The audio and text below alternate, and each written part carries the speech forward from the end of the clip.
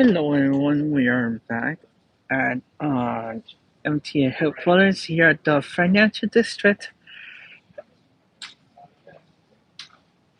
and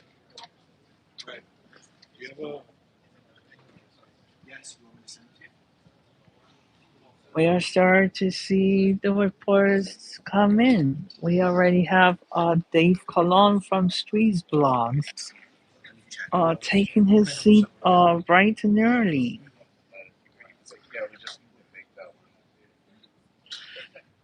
And soon I'll be seeing there.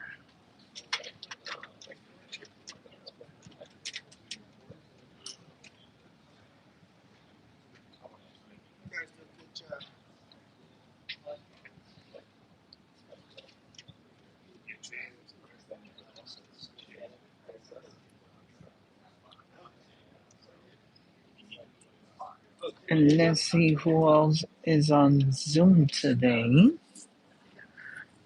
Oh, Dan Rivoli is here. Alfonso is here.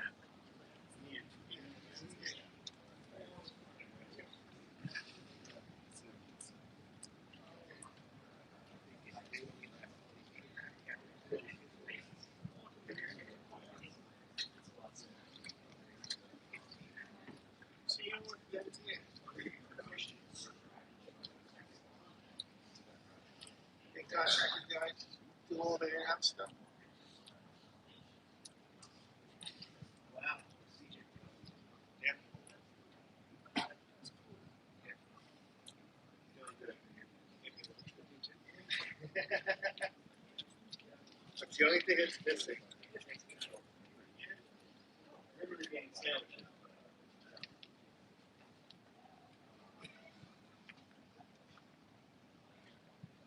Where did you hear that from? I don't know.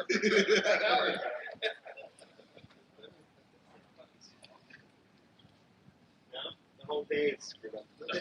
Hey Ben, I'm fine. You?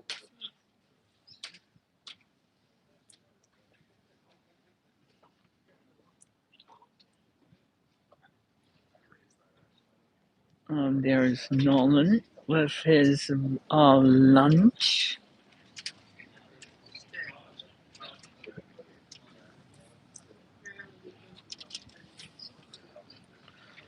So today's gonna be pretty quiet. After that press conference earlier from Governor Hochul that came to Broadway in a pretty surprise fashion.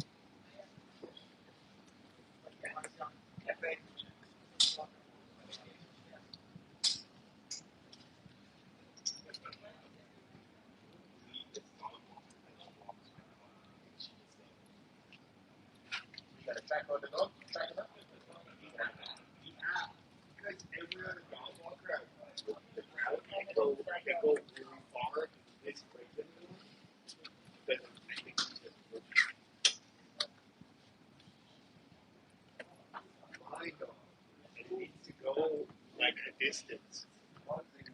There's plenty of being exchanged.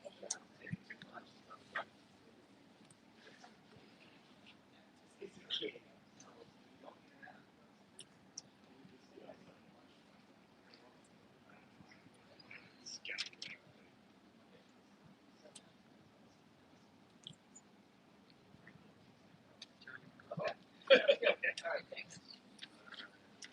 Hey Carol, I'm fine. You?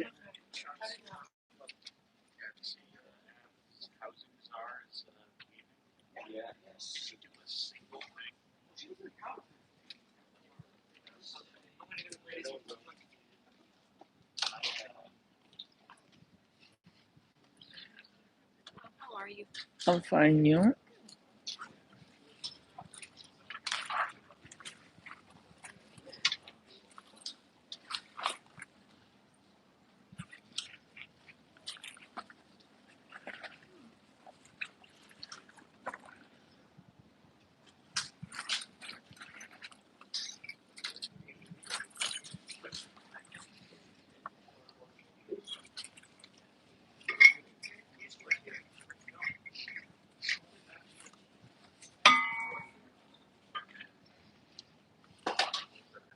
They lost Michelle gas.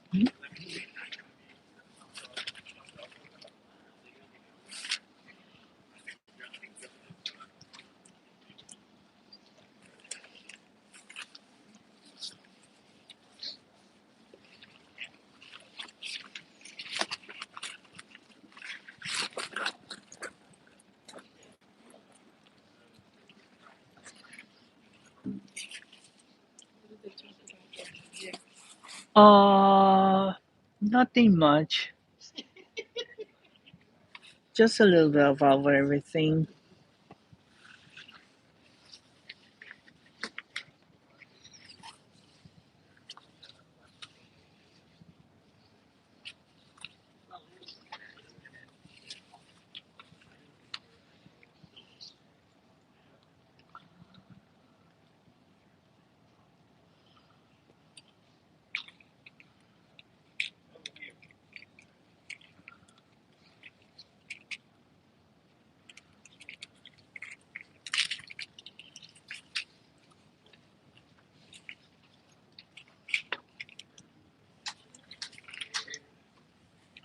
Check 1, 2.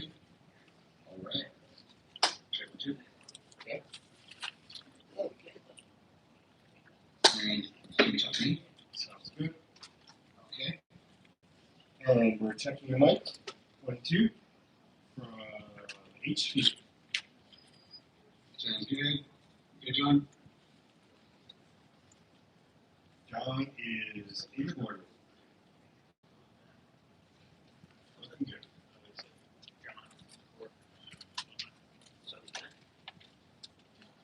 Breaking news. Oh, we have a newcomer. It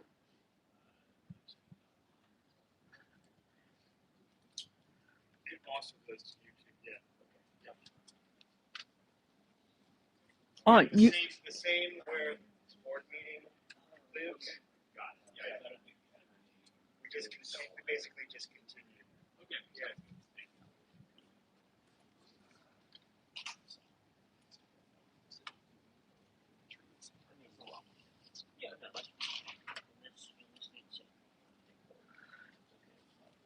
Hey guys, my birthday is next month. Oh, happy birthday, dude. Happy birthday in advance. Yeah, happy early birthday.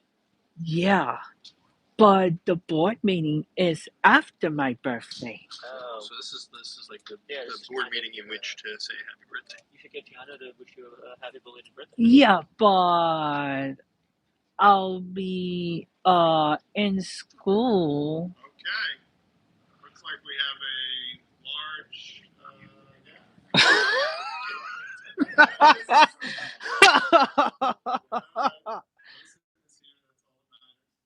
Yeah, Tim. Wait, no. Oh, and there's a newcomer. You should be up front. Well, no, TV guys get to stand behind them. They should be up front too. We got standards, Jason. It's the one dignity still afforded newspapers. But come on, Nolan, enjoy your lunch.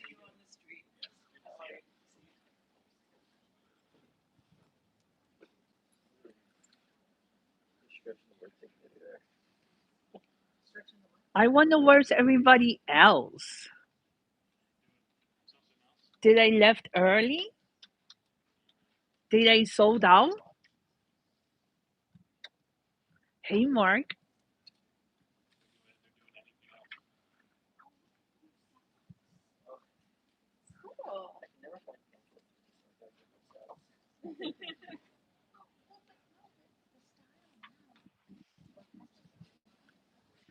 Let me see, where's my gift?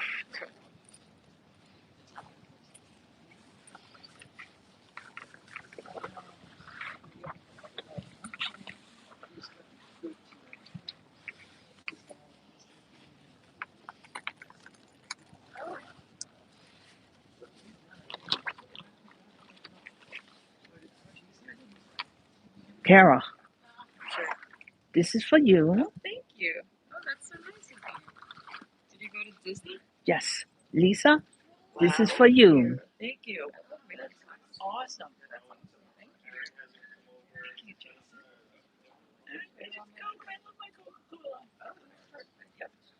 As soon as I get up, I'm gonna put it online. I went to the Coca-Cola store inside Disney Springs. So when I went to Atlanta, they had a whole Coca-Cola museum. I did not. Have you been on? You've been to Florida, right? No, not yet. Okay, I have a fair part for you.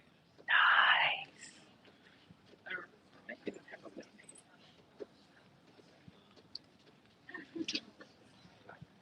So next time I go to Orlando, I'm gonna bring you a Sunrail card. Next time you go to Orlando, Brightline will go there. Oh yeah, that's what I'm saying. Yeah. Because a couple of days ago, I think was yesterday, they did the groundbreaking of the D-Land station. Yeah, that will be at the Amtrak D-Land station.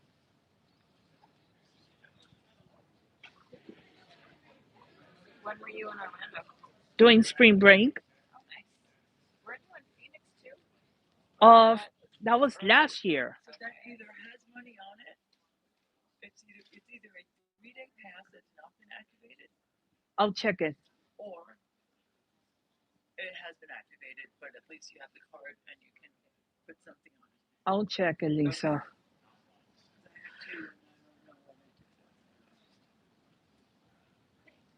I introduced you to a new jobs to move area. Laura, nice to meet you. And Kara. So we have almost a full house. Over there we have Pat Warren, we have Rich Davy, we have Catherine Rinaldi, we have Jamie Torres Springer, we have Mark Harmon. Over here we have Michelle Caskey, we have Nolan Hanks.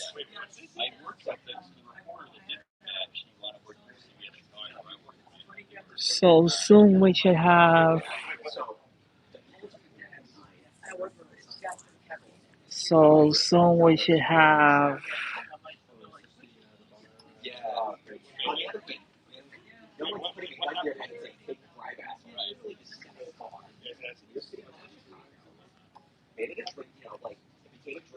Jano Lieber. The time is 1:23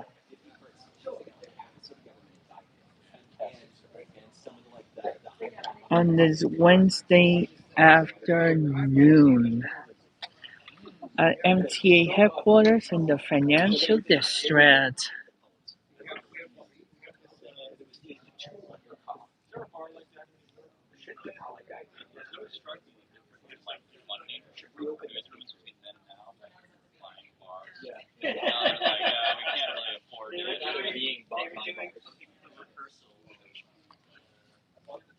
I've also been on calls.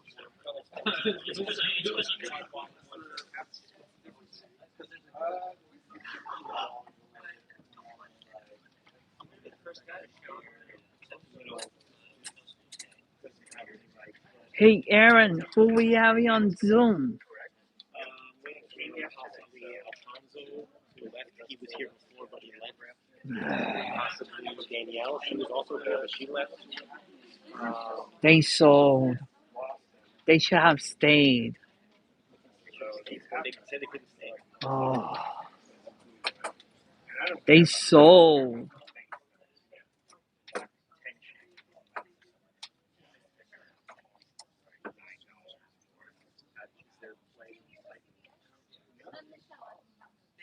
Oh, great.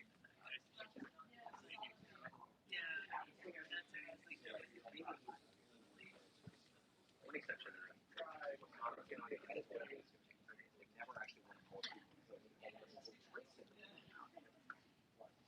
They gave the Pulitzer to the New York Times.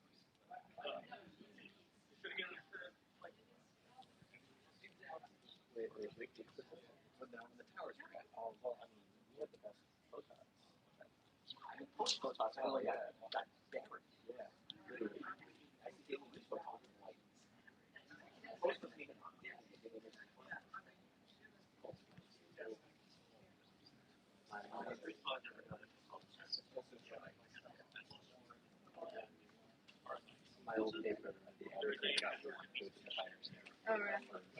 Oh, by the way, Gan, if you guys have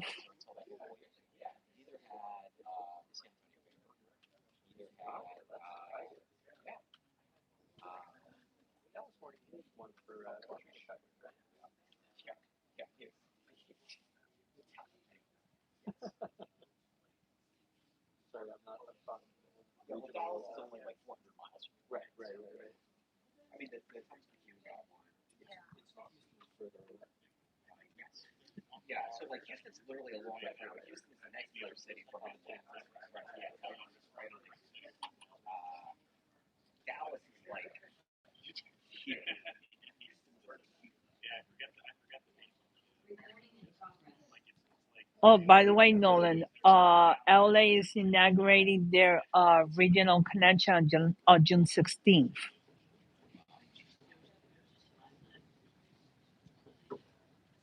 Read all that stuff about the shade. So, well, I think you actually figured out the energy. Yeah. Somebody was basically like, you tweeted something where he was like, this was the starlight, the HCA guy, and I'm something the process is not design questions. There comes Tip. Are you more interested in shoving around paperwork, or are you more interested in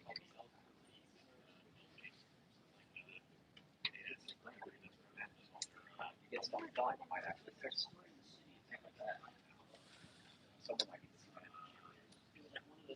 Sorry to keep you waiting to do one thing, but now get 2 questions. One, what's he doing? He does most of the time when it's not this time of the month. It's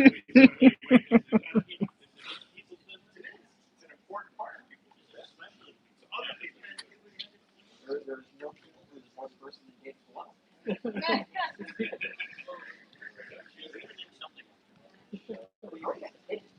Well, you know, don't tell the city. They named the station after you. Which one? No, I don't want to fix it. Long Beach. Well, like the Long Beach on the more stuff, it's probably.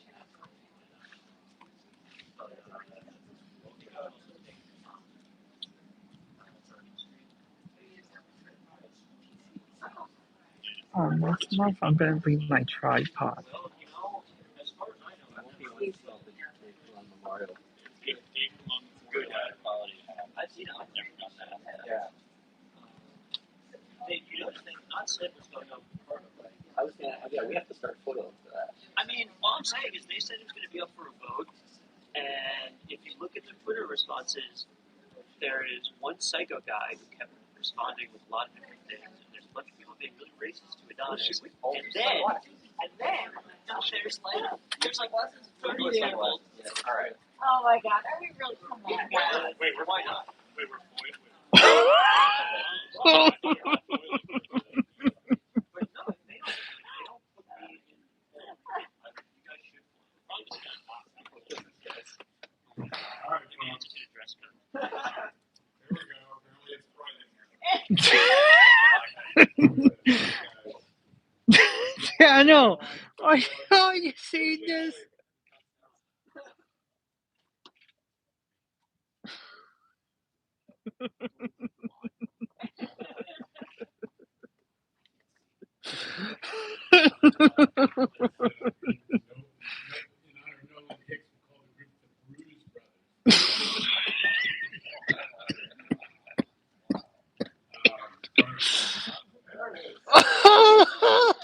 Oh God.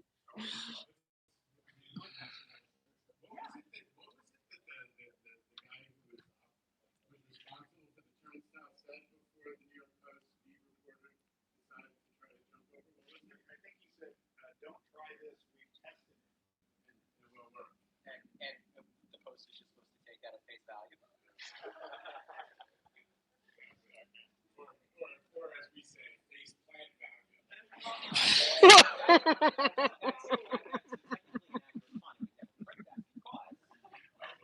Backwards, not forwards.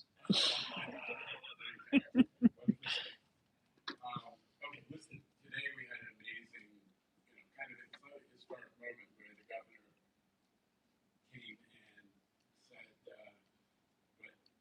everybody who is passionate about the mass transit system wants to hear, which is that the success of the MTA is non-negotiable. And she made that real in what she accomplished in budget, and we're never going to stop acknowledging the difference that is making. And she showed up for the MTA here, but she showed up in even more important during budget negotiations, and it's a game changer for MTA riders. The riders who are getting the benefit of what the governor was able to accomplish with the leadership of the legislature. So that was, for me, the most important aspect. We had a lot of good conversation about the capital program that's coming, but the governor's visit and what it represented was made a huge impression on all of us. So with that, making time. Fabulous. Making Straight time. back from urgent care, Nolan Hicks of the New York Post.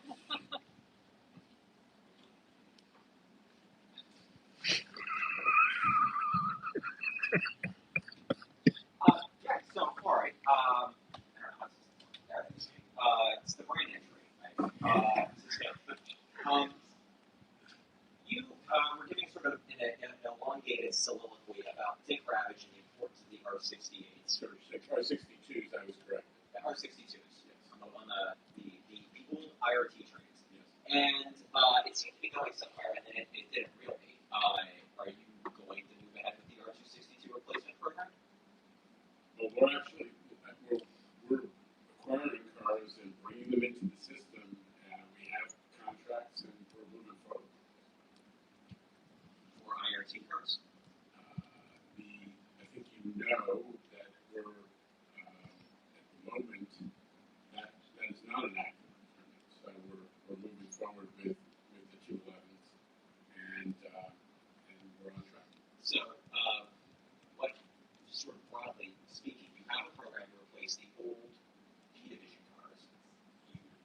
You do or you don't have a program to replace the old A division cars. Right now, the B division, both because of its condition and performance, has been our priority, both with respect to the signaling investments that we're making and cars. And I'm confident that we have the right set of our priorities represented in this capital program. If I can just back up for a second, I'm going to move on in a moment. So I think I've answered the question, which is whether we're moving forward with the 262s at this moment. So what is question number 4? Question number 4 is sort of a bigger picture question. Yeah. Hopefully that answers.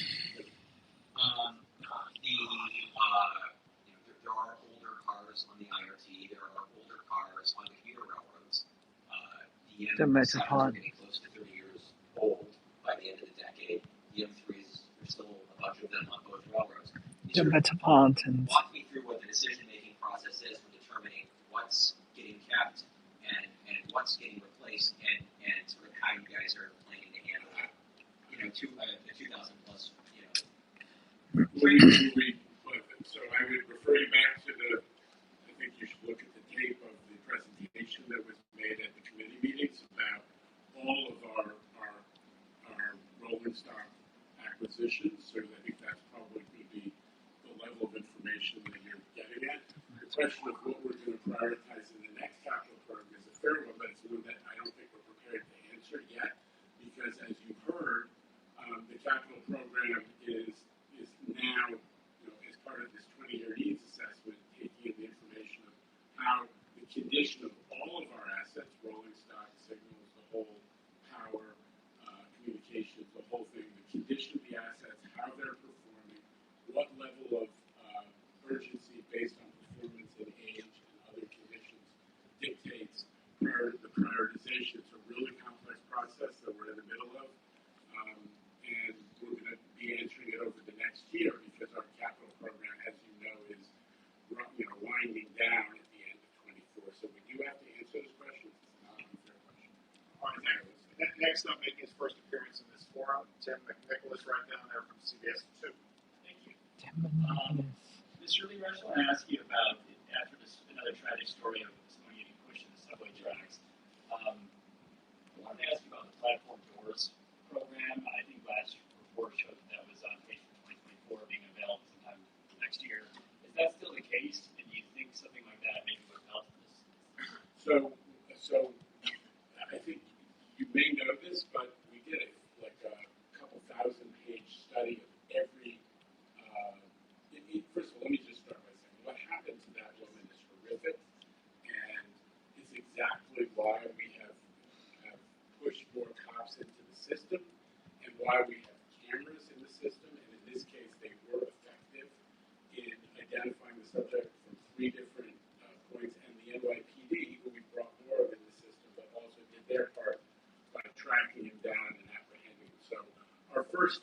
my first response to you is we want to see the full front of this guy, whoever he is, whatever his motivation.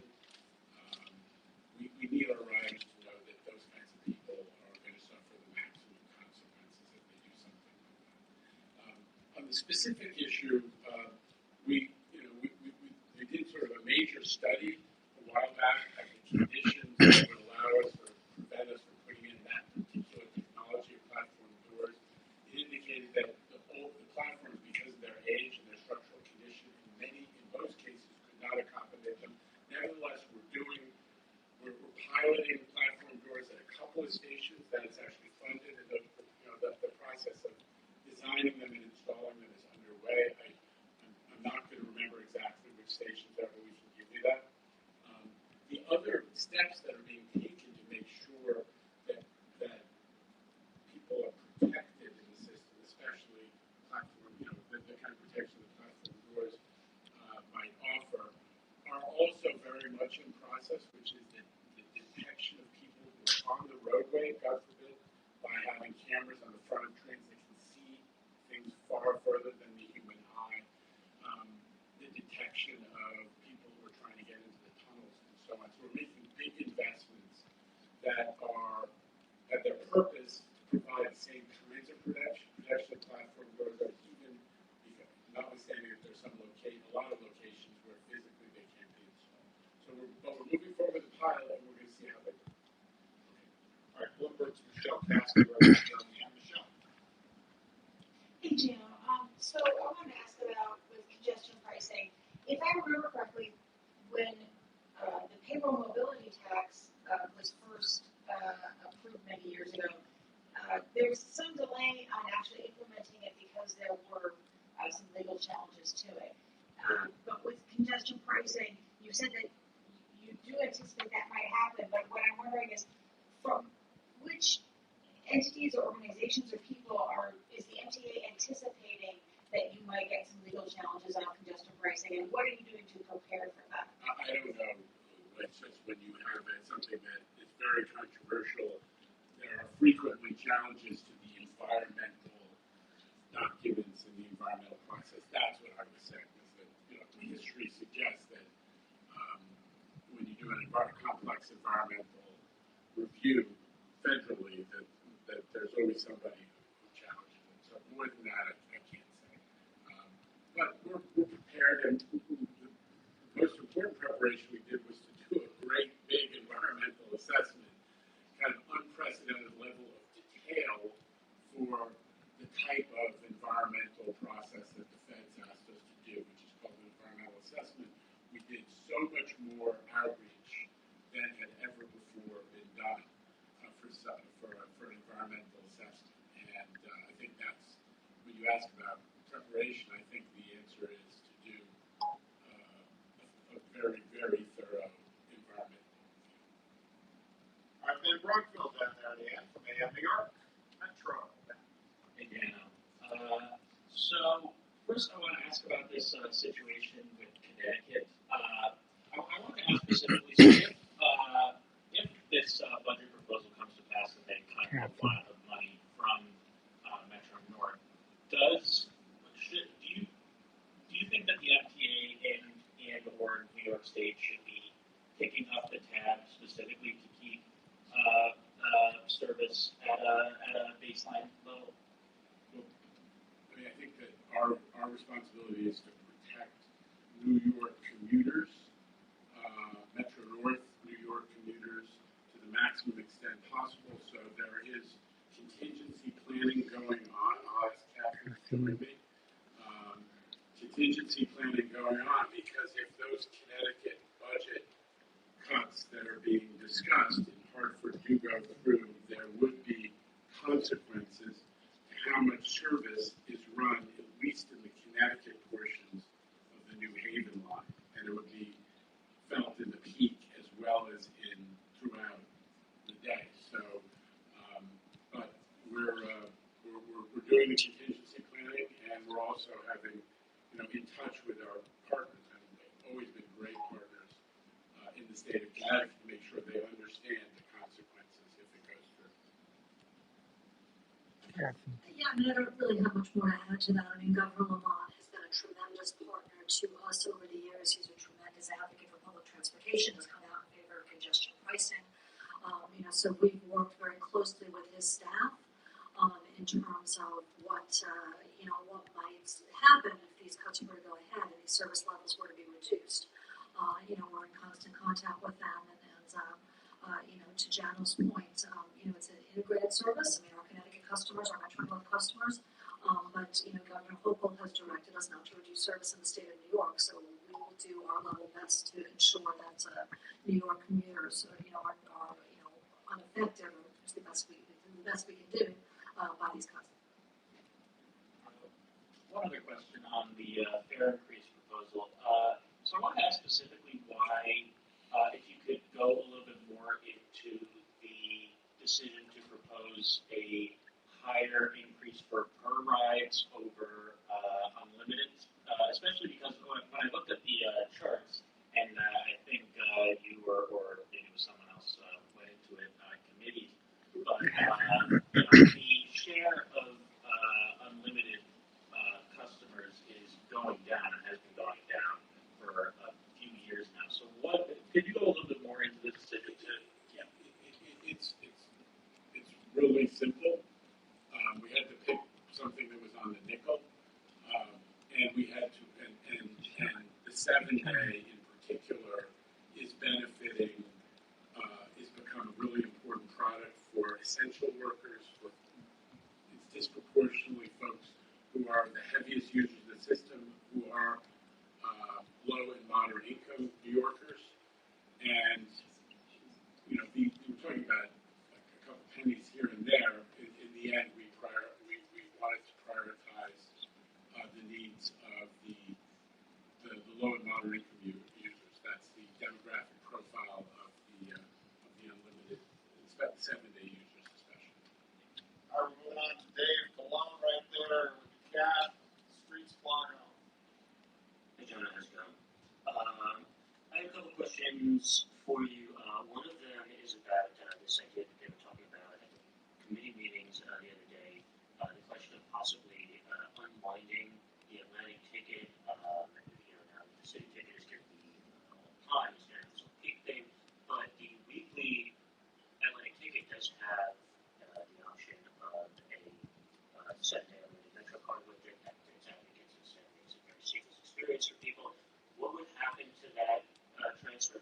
Well, the final decisions haven't been made, and we have to go through the fair hearing process. But Dave, so you understand the Atlantic ticket, which was, I think, was framed as a field study. I don't even know if it was a pilot. The principal feature of it was the idea of discounting commuter rail fares inside the city, and we've now universalized that feature, not just for the Atlantic branch, which is a small proportion of commuter rail riders within the city, but the whole population of folks inside who can use commuter rail, Long Island Road or Metro North inside the city, got a reduced fare. We made it first for the off-peak. Now we've also made it for the peak. And the portion of folks, the subset of Atlantic ticket folks who are using that one, the connection to Metro card was a pretty small component, and it's been slower to come back than the other aspects of commuter rail travel within the city. So we are looking at that one unique feature on the Atlantic branch because we're trying to have a program that's kind of universalized. So we're taking a look at it, but it hasn't been finalized. Do you think that's something that could be expanded to the entirety of the city ticket, or is that something that I'm thrilled that we managed to balance our budget, and we sort of told you what we're doing with fares. We're not looking for ways to at this point to spend a ton more money, given the budget constraints that we still are operating in. So we'll take a look at it along with everything else in the fair hearing process. And then on the subject of the Blue Ribbon Fare Evasion Panel report fares, that report will lean very heavily on this idea of doubling the income threshold for fair fares, which is something that the city has to make a decision on. The mayor would have to make a decision to do it. And so far, he has been kind of quiet on the whole thing. So I'm curious what is going on with those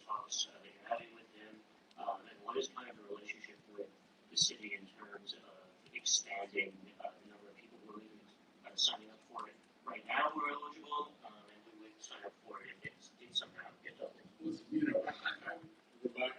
been here with us through the whole COVID thing. You know that we prioritized equity as part of our strategy for what we were doing with this system. We made the case that we could not cut service, that we as a society had to maintain a high level of service because there were such a huge proportion of low and moderate income New Yorkers who didn't have a choice to ride an Uber, who had to go to work because of the nature of their work, who weren't benefiting from, the new pattern of work from home or remote, right? And so we argued for that. Then we started moving to discounts because that was prioritizing most frequent users and also dealing with the inequity of forcing people who wanted a discount to decide whether they were going to invest $100 or to buy an unlimited at the beginning of the week. So we used the Omni fare capping feature to move in an equity direction. Now we've prioritized Omni fare capping for the low and moderate income person, to Ben's question just a moment ago. So we favor equity for low and moderate income New Yorkers in how we configure our system, and we also, really favor it in how we do discounting and pricing. It's no secret that we are strong proponents of the Fair Fares program, and we've worked closely with the city. They've been great to try to get more people enrolled. This is a program that there are like 700,000 or 800,000 New Yorkers who are eligible for, but only something like 200,000 are even receiving the benefit, and even a lower proportion are actually using it. And they may not even know that they have the benefit because they get it when they get some other public benefits, right? So we've been proponents of this, but we are not in the middle of the discussion with the mayor. The mayor and the council are working that out. But we urge everybody who's in that discussion to consider expanding eligibility for fair fares because it is, I think, the right way to make sure that that we're maximizing equity and opportunity and access to transit in the system.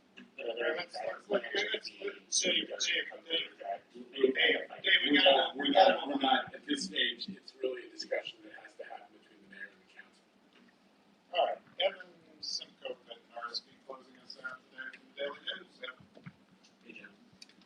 So I have two questions. One is to go back to the Connecticut potential issue on Metro North, which is given the such as they are to maintain service and hold service as long as possible by the state of New York, does that mean if this, if there's a the funding, that it's going to only affect the New Haven line, or is there some consideration given in the contingency planning to moving trains around among the lines to sort of distribute the pain? Heavy. Yeah, I mean, this is really only a New Haven line issue, right? I mean, and the branch lines within the state of Connecticut. So Connecticut supports New Haven line service. They support 100% of the branch line service within the state of Connecticut. So this is purely a Connecticut budget issue that affects transportation within the state of Connecticut to and from the state of Connecticut. So there really should not be any ripple effects to the other lines that are operated by Metro. Thank you. And another quick question.